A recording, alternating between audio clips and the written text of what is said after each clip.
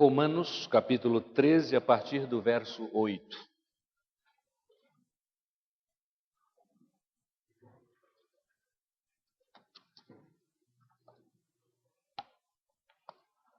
Não devam nada a ninguém a não ser o amor de uns pelos outros, pois aquele que ama seu próximo tem cumprido a lei.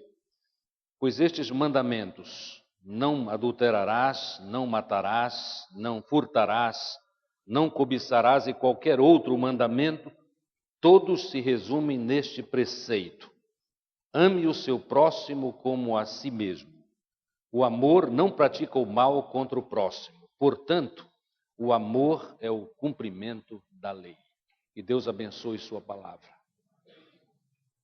O título da palavra de hoje é Linguagens, plural, Linguagens do Amor. A verdade é que o fenômeno da linguagem humana é impressionante. De uma língua para milhares. E às vezes nem nos damos conta disso, porque estão envolvidos na nossa própria experiência pessoal e na nossa língua. Eu diria mormente quando usamos uma língua que é a quarta mais falada sobre a face da terra, a língua portuguesa. Alguns se assustam com isso, mas é a pura verdade. As pesquisas, no máximo, dirão que é a quinta, mas a ênfase dos institutos que estudam linguística dizem que, de fato, português é a quarta língua mais falada no mundo.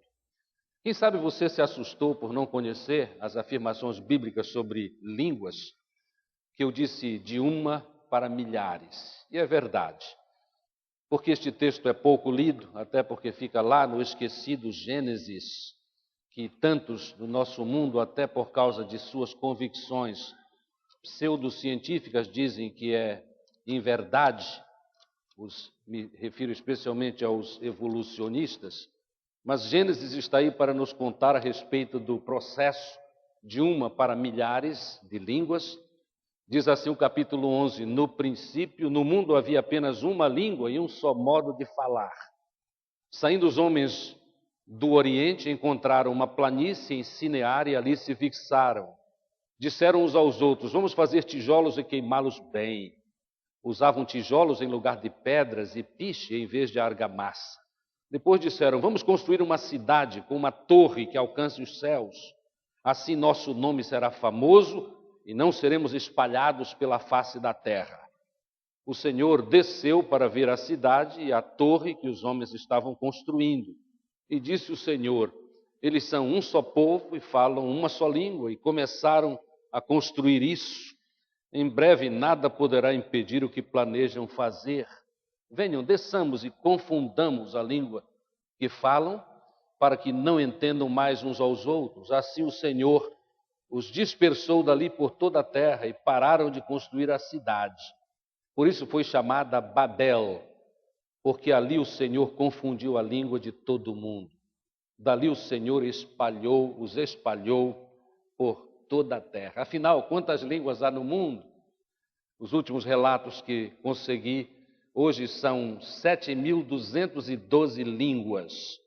Mas a Unesco tem feito estudos constantes a respeito do seguinte: há uma previsão de que no nosso século, até o fim deste século, por causa da dominância do inglês, por razões muito conhecidas, metade destas línguas desaparecerá. E faz sentido isso. Irmãos, há muitos anos, eu tive um encontro muito interessante, onde ficou bem claro para mim que é difícil falar quando as línguas são diferentes, é difícil entender quando as línguas são diferentes. Eu fiz uma visita a uma congregação da Primeira Igreja Batista de Manaus, em Nhamundá, e aquela congregação tinha um constante relacionamento com a tribo indígena Ixicariana, que é quase toda ela evangelizada por causa da tradução da Bíblia, que foi feita por um irmão chamado Dr. Desmond. E naquela oportunidade, quando eu visitava a congregação, eu soube que havia um barco onde eles haviam chegado à cidade de Nhamundá. Os ixicarianos haviam chegado para vender os seus produtos. Naturalmente, um desses produtos era a castanha. eu chamarei assim, castanha do Amazonas, não é? Irmãos, quando eles chegaram, eu parti para lá porque eu queria conhecer este pessoal, conhecer um pouco da vida deles, eles como crentes também. Quando eu cheguei lá, eu tentei contato e um deles era pastor bíblico, e então eu comecei a conversar com ele através de um tradutor, mas que também não sabia falar muito bem português, o tradutor era indígena. Irmãos, era uma frustração, porque levava um tempão para eu perguntar e para a resposta voltar, e mesmo assim eu notava que às vezes não estava bem de acordo com o que eu perguntei.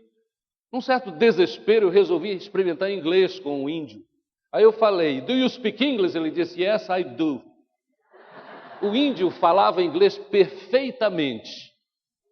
Aí tudo facilitou, irmãos. Aí eu perguntei não só sobre a vida cristã, mas eu perguntei sobre costumes.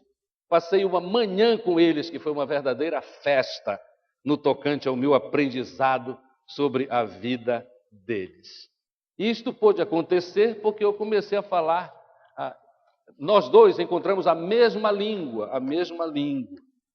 Pois bem, é muito interessante nós reconhecermos que para pensarmos a respeito de linguagens do amor, nós estamos nos referindo à descoberta de um grande homem de Deus, batista como nós, que estudou inclusive no seminário onde estudei nos Estados Unidos, este homem de Deus, Gary Chapman. Gary Chapman, depois de mais de 30 anos de pesquisa de famílias, porque no estudo dele ele se tornou pastor, mas conselheiro de famílias. E ele chegou à compreensão do valor do valor do conhecimento da linguagem do outro nos relacionamentos familiares. Quero comentar com os irmãos que os conceitos de Gary Chapman a respeito de linguagens do amor não têm, obviamente, apenas aplicação na família. Porque em todos os nossos relacionamentos, para que nós amemos as pessoas como é necessário amarmos, a fim de que vivamos conforme a vontade de Deus, nós precisamos levar a sério esta questão. Este Gary Chapman, por exemplo, apresentou a seguinte afirmação. Ele disse que na primeira infância, a nossa linguagem primordial de relacionamentos se estabelece. Aqui nós observamos mais uma vez a importância e o cuidado que temos de ter com os pequeninos, da nossa família ou não, para que eles se desenvolvam sem traumas e tenham de fato a condição de dar e receber amor, porque assim eles serão mais felizes e cumprirão mais facilmente os propósitos de Deus para as suas vidas. O livro As 5 Linguagens do Amor é uma necessidade para todos e não apenas para as famílias. E é maravilhoso porque não apenas o livro está sendo vendido em muitos lugares e não apenas em livrarias evangélicas, mas nós podemos inclusive ir à Saraiva, e por sinal, alguns anos atrás, eu descobri que a Saraiva tinha As 5 Linguagens do Amor de Gary Chapman, inclusive mais barato que todos os demais lugares nesta cidade. Semana passada, um dos nossos queridos, que é muito afeito a ler via internet, ele disse que está na internet, você pode colocar até no seu iPad, no seu iPhone, e pode ler e de fato, internalizar estes princípios, porque eles são muito especiais. Por exemplo, ele descobriu, é possível que algum outro autor descubra um pouco mais sobre isso, e este conceito das 5 palavras de amor já está disseminado e já há aplicação para muitas outras situações. As 5 linguagens do perdão, etc. Então há um grande número de livros com este conceito de as 5 linguagens do amor no seu bojo. O que ele diz é o seguinte: a primeira das linguagens do amor, e nós estabelecemos isto muito cedo na vida, na primeira infância, diz ele, com base em seus estudos científicos, ele diz que a primeira linguagem é a linguagem das dádivas ou dos presentes. Pessoas há que se sentem realmente amadas quando recebem presentes, porque os presentes são símbolos visuais, não apenas do sentimento, mas do profundo apreço que um tem pelo outro. Nós todos sabemos que presentes têm valor emocional, mas para algumas pessoas o valor é maior do que para outras pessoas. Também é afirmado, e nós entendemos isso, que se a linguagem do meu cônjuge, a linguagem do meu amigo, a linguagem dos meus pais, a linguagem dos meus filhos e a linguagem de dádivas ou presentes, naturalmente que para abençoá-los, para ajudá-los, eu preciso dar presentes. E os presentes não precisam ser tão caros assim. Pode ser alguma coisa comprada, pode ser alguma pessoa, alguma coisa que você achou, uma flor, por exemplo. Na semana do Dia das Mães, uma senhora chegou comigo felicíssima, com olhos umedecidos por lágrimas de felicidade. E ela contava simplesmente que o seu filhinho de 4 anos tirou uma flor e deu de presente a ela, né? Não foi uma flor que a igreja comprou e disse, olha, hoje é Dia das Mães, vocês vão dar. Não, o garoto de 4 anos colheu uma flor, não sei onde, talvez no jardim do vizinho, né, irmãos? É uma possibilidade, mas deu para sua mãe e ela ficou felicíssima com isso. Você pode também preparar alguma coisa. Quem é o pai ou a mãe aqui que nunca recebeu de seus filhos um cartão especial no dia do seu aniversário, ou no dia dos pais, ou no dia das mães, que o próprio filho fez, com aquela obra de arte inédita, né?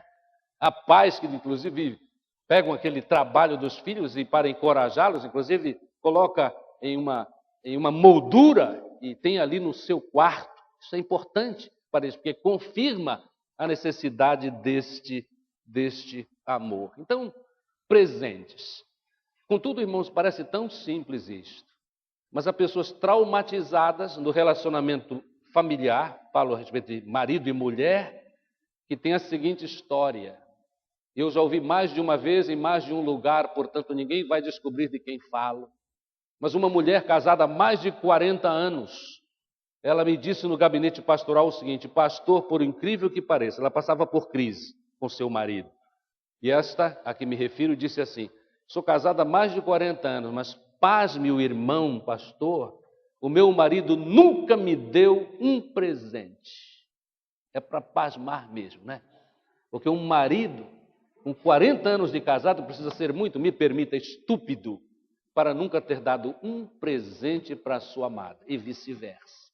Presente é linguagem de amor. E é possível que nem precisássemos de Gary Chapman, mas graças a Deus por Gary Chapman, porque ele nos chama a atenção disso. E a igreja é lugar para nós pensarmos a respeito destas realidades. Enquanto para uns que são sensíveis aos outros e querem amar e expressar o seu amor e fazem isso através de dádivas, há outros que são totalmente insensíveis. Eu tenho vários amigos e há vários membros desta igreja que eu não precisei jamais perguntar qual é a sua linguagem de amor, porque eu sei. Porque geralmente quando a pessoa dá muitos presentes é porque aquilo tem grande significado para ele ou para ela. Então pode estar certo que alguém que dá muitos presentes, você irá alegrar aquela pessoa, dê presentes também. Não como troco, mas por causa do amor que você tem por ele ou por ela. E nos mais diversos níveis de relacionamentos de amor. A segunda linguagem de amor, a primeira é presentes ou dádivas, a segunda é serviço. Serviço tem a ver com fazer aquilo que é importante para o outro. Pode ser, e a aplicação de Chapman tem muito a ver com o relacionamento conjugal. Você serve para agradar. Você serve porque você descobriu que é a linguagem do outro. E o serviço pode ser cozinhar, lavar pratos, lavar banheiro, tirar cabelos da pia, limpar espelho do banheiro, lavar carro, cortar grama, etc. Há uma infinidade de serviços. Uma infinidade de serviços. Difícil é quando a mulher tem esta linguagem de amor e pede para o marido limpar todas as janelas da casa se a casa tem 20 janelas. Aí é dificílimo, mas ainda é a linguagem de amor e os maridos sábios entendem esta verdade. Uma das histórias mais preferidas minhas a respeito desta linguagem de amor de serviço é daquele homem que era grosso mesmo. Não? Na família, a gente aprende muito da família. Na família, quem é homem faz certas coisas e quem é mulher só faz certas coisas. E naquela família, o homem não lavava prato nem panelas. Mas o homem notou que a esposa estava meio jururu, que quer dizer, traduzindo, isto quer dizer triste, meio abalada, alguma coisa havia acontecido. E ele se aproximou dela e notou, ele passou pela cozinha a pilha, todos vocês já viram isso, tenho certeza, não é no dia das visitas do pastor, não é? Mas a pilha de pratos na pia estava lá, e ele passou e deu assim deu um surto nele.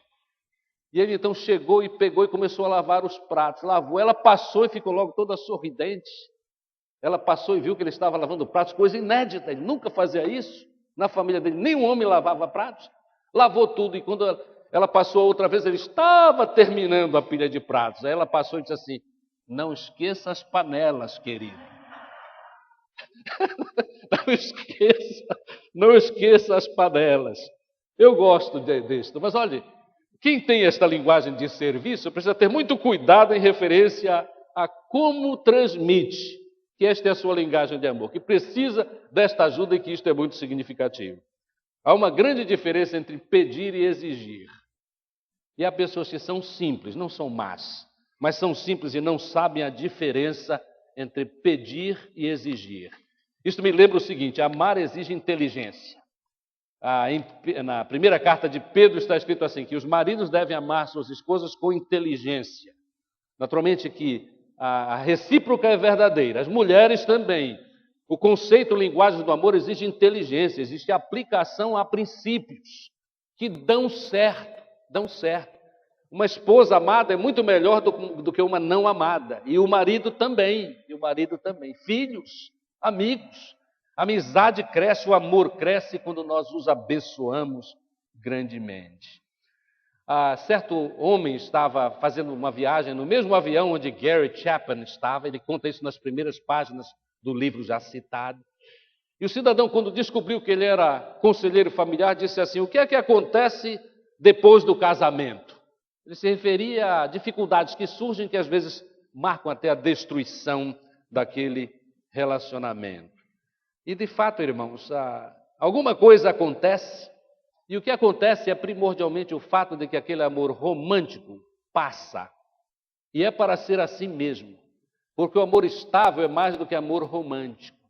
Há uma especialista russa chamada doutora Tenov, que após muitos estudos ela descobriu o seguinte: amor romântico, aquele amor que a amazonense chama de amor leso, os irmãos entendem esta linguagem?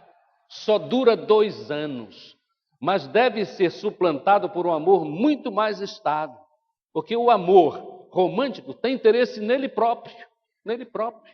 Na hora da conquista é o amor romântico, mas o amor romântico é só o start, é só o início.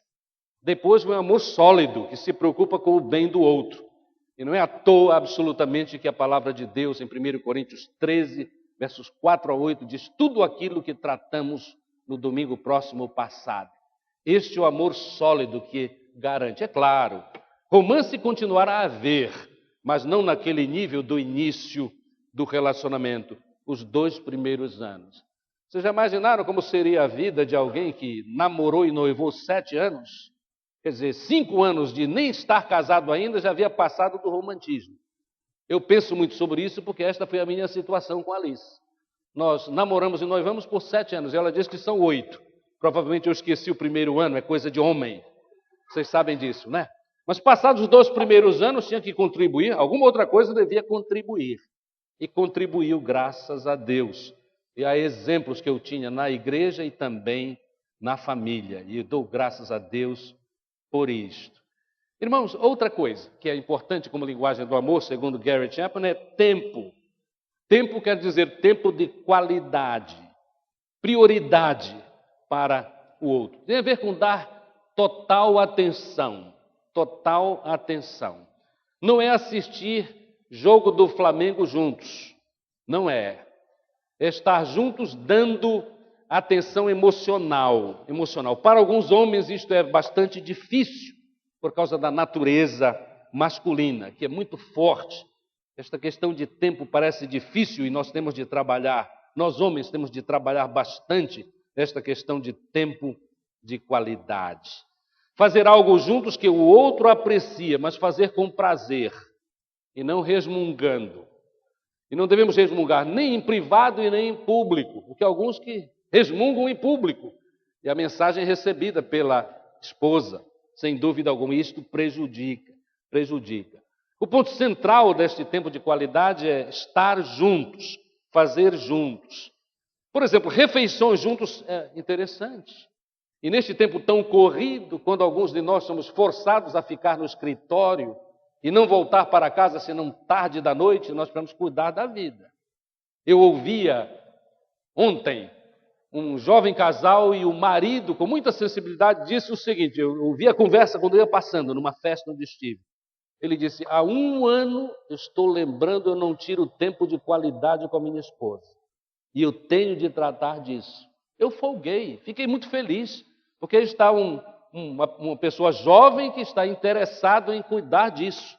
Sim, tem a ver com tempo de qualidade. Tem a ver com saber como o outro tem vivido, o que o outro tem experimentado. Conversar sobre o dia que passou. Isso tem a ver também com a vida dos nossos filhos. É importante que eles se sintam parte da família quando nós perguntamos e ajudamos, procurando saber como tem sido o dia deles, dificuldades ou bênçãos que eles tenham recebido. Jogos de mesa facilitam este estar juntos. Naturalmente que é um pouquinho removido de atenção completa, mas já é um bom início. Outro assunto, férias. É um tempo precioso. Mas eu noto com certa preocupação que em algumas famílias do nosso tempo, as férias são só do esposo e da esposa, e os filhos ficam para lá. Naturalmente, eu estou falando no tempo quando os filhos ainda estão conosco. Eu considero uma péssima prática familiar, quando os filhos são pequenos ainda, passar férias só o casal. Arranjem um outro momento para vocês dois, mas incluam os filhos neste tempo precioso de um poder dar tempo para o outro. E de férias com os filhos, não carreguem o celular o tempo todo e fiquem resolvendo problemas. Porque isto não é férias, isto não relaxa suficientemente a mente e o coração para poderem viver de forma equilibrado e me permitam, porque equilibrado, produtivo.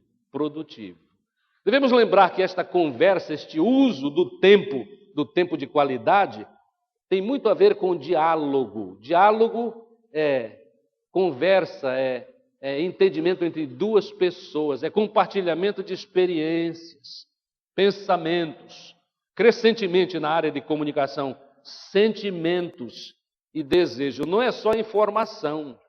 Nós, homens, somos dados na nossa cultura a dar muita informação e receber muita informação para elaborar, mas pouco cuidadosos com o interesse nos sentimentos, nos desejos dos outros. Se há uma necessidade para homens, é isto. É reconhecermos que comunicação tem vários níveis, o que não é assunto desta palavra.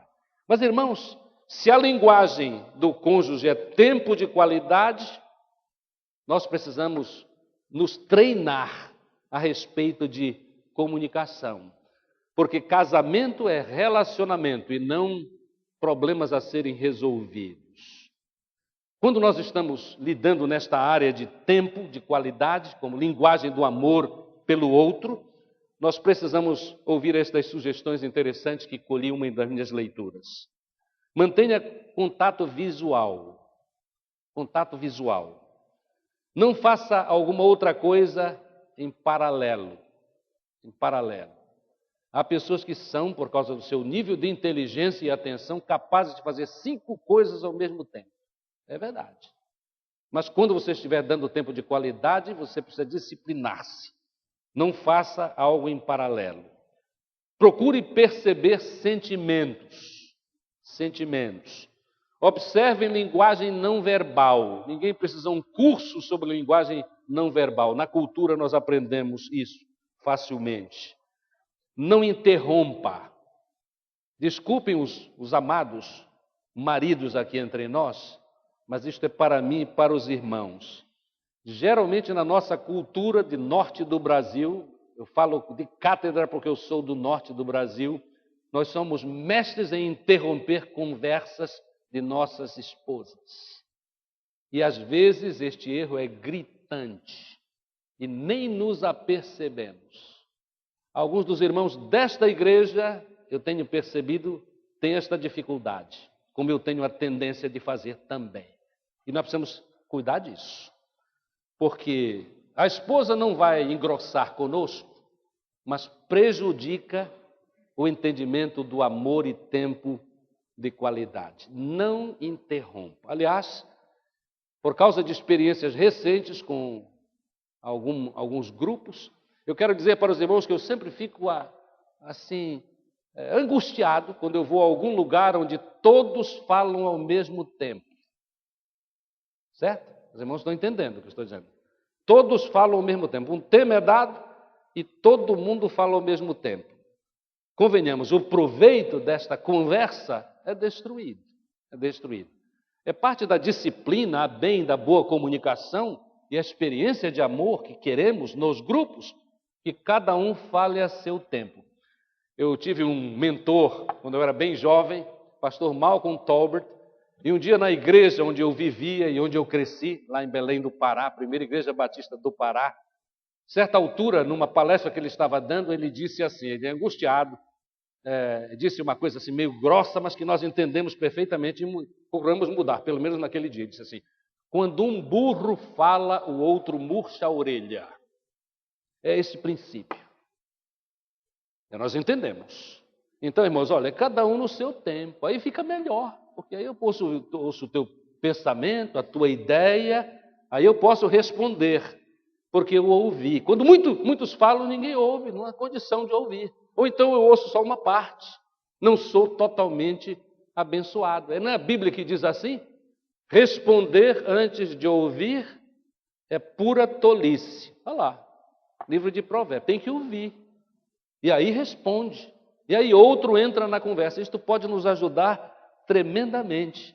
Tem a ver então com tempo de qualidade, comunicação neste sentido. Irmãos, a quarta coisa citada é toque. Toque é linguagem primária. É linguagem primária. Pesquisas científicas que nós já aceitamos porque são verdade, facilmente observada, é que as crianças que têm família, que têm pessoas responsáveis, às vezes não é nem a família. Por exemplo, por último, eu tenho pensado muito a respeito do Lar Batista Janel Doyle, né? Aquelas crianças que foram abandonadas por seus pais e de situações de extremo perigo, porque estão tendo esta experiência bendita de ser tocadas e de ser cuidadas, mas de ser tocadas com amor, elas vão ser transformadas. É por Deus, mas é através deste veículo, desta linguagem de amor. As que são abraçadas, beijadas e acalentadas desenvolvem a sua vida emocional saudável. E como vão ser abençoadas por esta causa. Contato físico é veículo poderoso e nós que somos casados sabemos que é absolutamente essencial na vida entre os cônjuges, por causa do relacionamento íntimo, relacionamento sexual é o que está na nossa mente, obviamente, quando falamos sobre este assunto. Mas há muitos modos de comunicar amor ao cônjuge e, naturalmente, existem modos corretos e há modos incorretos. Há, inclusive, modos de relacionamento físico entre homem e mulher no casamento que são abusivos. Em muitas palestras que fiz para famílias neste Brasil todo e até fora do Brasil, em algumas oportunidades, eu ouvi perguntas a respeito disso. Porque quando alguns leem 1 Coríntios 7, versos 1 em diante, que vou ler só de 1 a 4, para ganhar inclusive tempo, 1 Coríntios, quero ler e tratar deste assunto com os irmãos, capítulo 7, versos 1 a 4. Quanto aos assuntos sobre os quais vocês escreveram, é bom que o homem não toque em mulher. O apóstolo Paulo prezava muito o celibato por razões de obra, serviço para o Senhor. Mas por causa da imoralidade, cada um deve ter sua esposa e cada mulher seu marido. O marido deve cumprir os seus deveres conjugais para com a sua mulher e da mesma forma a mulher para com o marido. A mulher não tem autoridade sobre o seu próprio corpo, mas sim o marido. Da mesma forma, o marido não tem autoridade sobre o seu próprio corpo, mas sim a mulher. Meus queridos, devemos lembrar e devemos entender que este texto não é autoridade para relacionamentos físicos abusivos, contrários aos desejos e às vontades do cônjuge. Porque há pessoas ignorantes em todos os grupos cristãos que imaginam que isto é liberdade total para fazer o quê? Não importa o quê. Isto não é, irmãos, não é. Porque relacionamentos íntimos abusivos destroem o amor, destroem o relacionamento, destroem a personalidade. E é bom que sejamos sábios, porque queremos tirar o melhor proveito das coisas boas e prazerosas que o Senhor Deus preparou para nós, segundo a sua vontade tão bem expressa na sua própria palavra. Amados, sobre toque, lembremos que Jesus Cristo, o próprio Senhor Jesus Cristo, utilizou tanto esta linguagem de amor. Lembrem que em Marcos, no capítulo 10, versos 13 em diante, antes de ele dizer, deixai vir a mim as criancinhas, é porque ele queria tocar estas crianças. E tocando estas crianças, no verso 16 diz que ele impôs as mãos, ele tocou as crianças e as abençoou. As crianças são abençoadas quando são tocadas. Naturalmente que hoje em dia, por causa dos abusos de crianças, nós podemos lembrar que há toques impróprios. E Deus nos abençoe para que esta praga da nossa sociedade diminua e desapareça. E muito mais o governo brasileiro poderia fazer se tivesse coragem de cuidar dos que abusam de crianças e que são colocados na cadeia e sofrem as penas da lei por causa do que há de tão comum desta terrível prática no meio da nossa sociedade. O Amazonas é bem conhecedor desta tragédia e dos aspectos do acobertamento de homens e mulheres que destruíram vidas e continuarão fazendo isso se não forem parados. Amados, este toque é importantíssimo como linguagem primária de amor. Na nossa cultura, nós somos muito afeitos a toques, estes toques próprios, o aperto de mãos, o abraço e os beijos até. Eu conheci um pregador coreano que, naturalmente não conhecendo a nossa cultura e recebendo milhares de beijos durante a sua visita, um grande preletor, andou o Brasil todo, e num dos lugares parece que ele é angustiado com o fato de que aquilo não é parte da sua cultura, como coreano, a sua cultura particular, ele disse assim, eu tenho um problema com vocês, ele disse para líderes, um problema com vocês brasileiros, vocês são muito beijoqueiros. É verdade, mas há beijos e beijos, e sabemos a diferença, né? Isto difere de cultura para cultura, a questão do beijo. Um dos nossos missionários, um homem de Deus que trabalha na Romênia, ele contou para alguns de nós pastores a história de que ele chegou lá e lá, não por razões eróticas, mas os homens de todas as idades se beijam na boca. E ele encontrou-se então com um homem ilustre do mundo religioso cristão. E quando eles se aproximaram, ele sabia que ele seria beijado e ele não gosta disso, por causa da cultura brasileira, né? Não ia beijar um homem na boca de jeito nenhum. Então, quando ele chegou, o cidadão, o grande líder espiritual, abraçou e partiu para o beijo, ele virou na última hora e o beijo saiu na face. E ele disse que mais tarde ele se encontrou com este grande homem de Deus e só os dois, ele disse assim, eu notei que você evitou o beijo. Também pudera. Um deles era brasileiro, né? Um deles era brasileiro. Então, toque é importantíssimo. Há manifestações e entendimentos culturais a respeito deste assunto. Mas na nossa cultura, levemos a sério isso. O toque pode ser uma grande bênção e deve se tornar bênção, e devemos entender esta realidade. É uma maneira, é uma linguagem de amor. Mas a última é palavras de afirmação. Certo autor disse assim, posso viver 2 meses depois de uma boa palavra de afirmação. Muitos de nós somos exatamente assim. Porque a palavra pode confirmar o nosso valor. Isto é precioso, especialmente quando estamos inseguros em alguma coisa. É uma bênção a palavra, né? E a palavra de Deus no maravilhoso livro de Provérbios tem muita coisa a respeito deste assunto. Vamos ver alguns textos. Provérbios 16. Provérbios 16.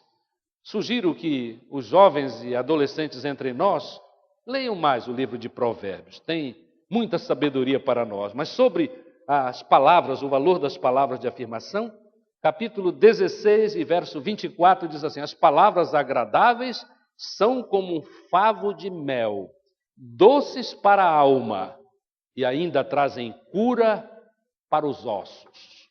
Que tal essa? doce para a alma e cura para os ossos. É uma linguagem bíblica para falar sobre a maravilha destas palavras, o poder destas palavras. No capítulo 12 de Provérbios, mais um texto, no verso 25. Verso 25. O coração ansioso deprime o homem, mas uma palavra bondosa o anima. Esta animação do espírito com uma palavra, é particularmente dramática no caso dos deprimidos suicidas.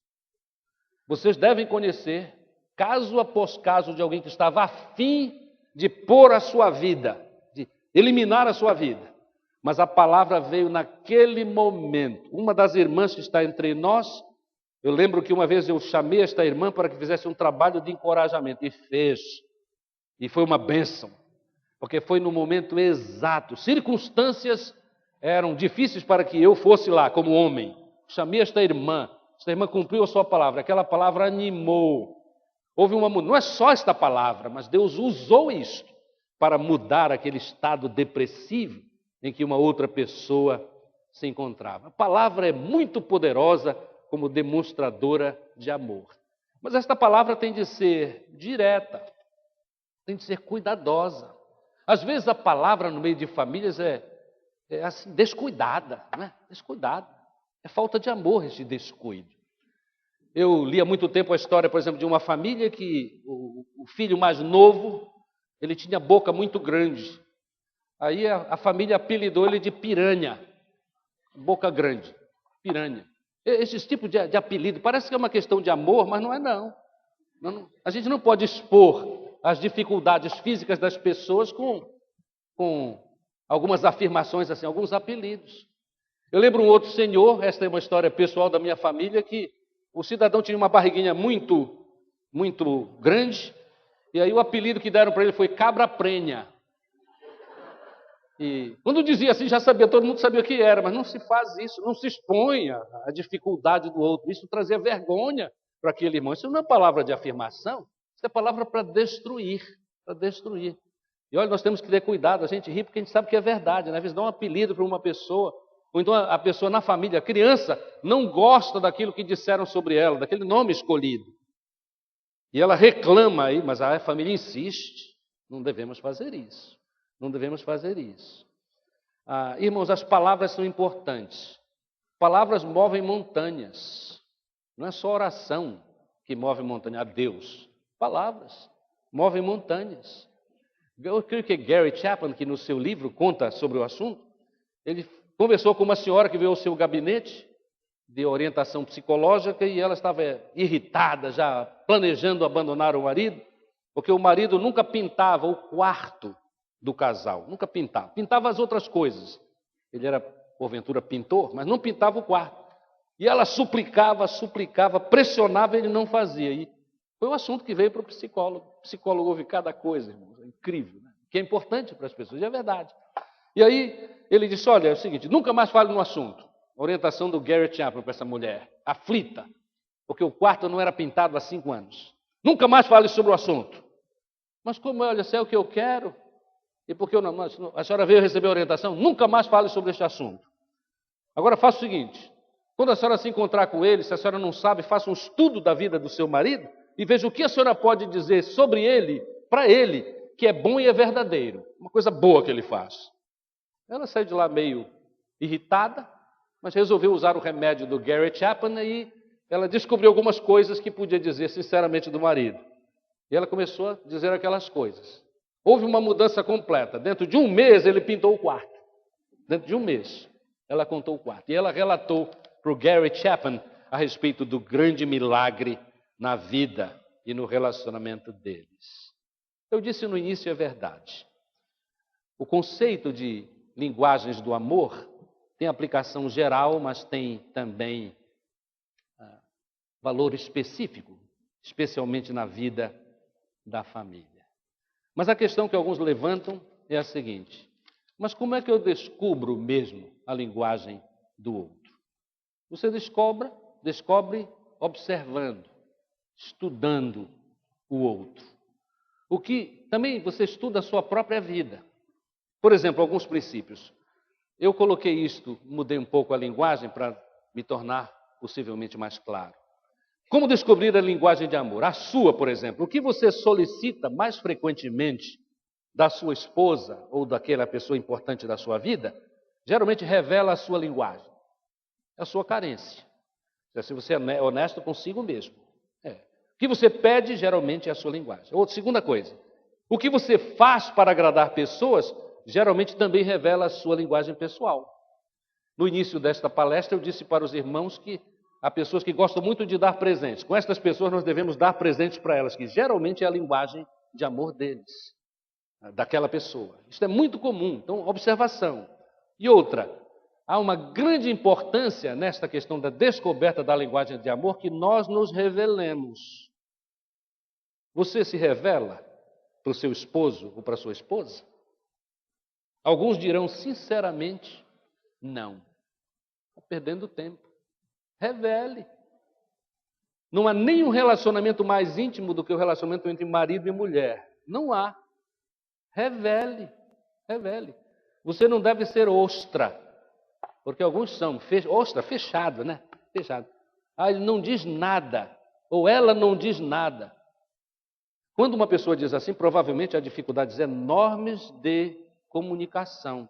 Em alguns casos, pessoas assim, ostras, precisam passar por tratamento psicológico para serem ajudados a abrir. Mas com certeza há muito menos tensões na vida de uma pessoa que vive para os significativos, aberto ou aberta. Estas coisas são muito importantes. Eu quero trazer uma palavra final para os irmãos. O nosso Mestre Jesus Cristo, queridos, amou como ninguém. E nos evangelhos nós aprendemos algumas linguagens de Jesus. Por exemplo, Jesus tocava as pessoas, já vimos isto. Mas, acima de tudo, Jesus gostava mesmo de servir. O grande pregador Tony Campolo, sociólogo batista nos Estados Unidos da América do Norte, professor de uma universidade, ele certa vez perguntou para os seus alunos o seguinte: o que é que caracterizava Jesus? E ele teve umas 10 respostas. Mas aí ele disse assim: não esqueçam de que Jesus Cristo, provavelmente a palavra mais direta que ele falou a respeito de o que ele veio fazer neste mundo, ele disse: eu vim para servir e dar a minha vida em resgate por muitos. Por certo, em referência a estas linguagens de amor, numa leitura atenta da palavra de Deus, nós encontraremos múltiplos exemplos de que estas linguagens de amor citadas e apresentadas por Gary Chapman no seu livro As 5 Linguagens de Amor, têm fundamento bíblico. E Deus queira, Deus nos abençoe, para que nos campos de nossa necessidade, para nós nos tornarmos melhores comunicadores do amor que temos pelo nosso semelhante, e até pelo esposo e pela esposa, nós aprendamos a amar. Amar é a principal, é a coisa principal da nossa vida. É por esta razão que a palavra de Deus fala tanto neste assunto. Que Deus assim nos ajude e abençoe. Amém.